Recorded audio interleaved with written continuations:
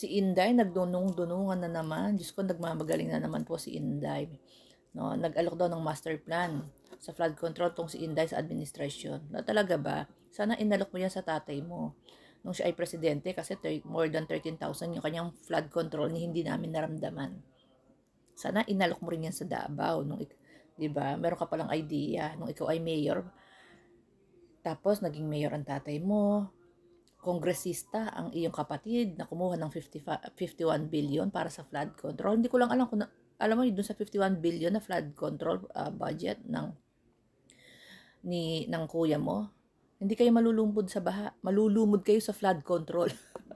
baka pati yung mga farm area nyo, pati na yung syudad nyo, nagkaroon na ng flood control. Wala na kayong dadaanan, puro flood control na doon sa 51 billion.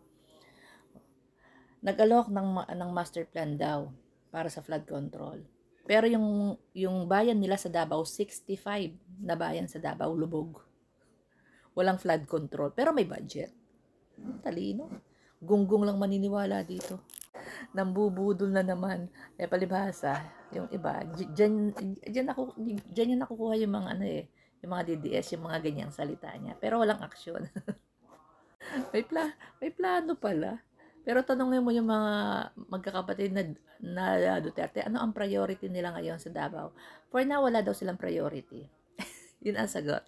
Nakita niyo ba yung interview ni Omar Duterte? Tinanong, anong priority sa Davao? For now, walang priority. Wow, what the heck?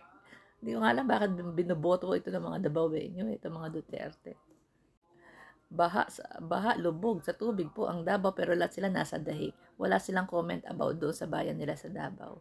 Wala silang plano kung anong gagawin nila dun sa baha sa Davao. Well, ito yung mga hindi ko alam kung mga OFW sila or mga work from home.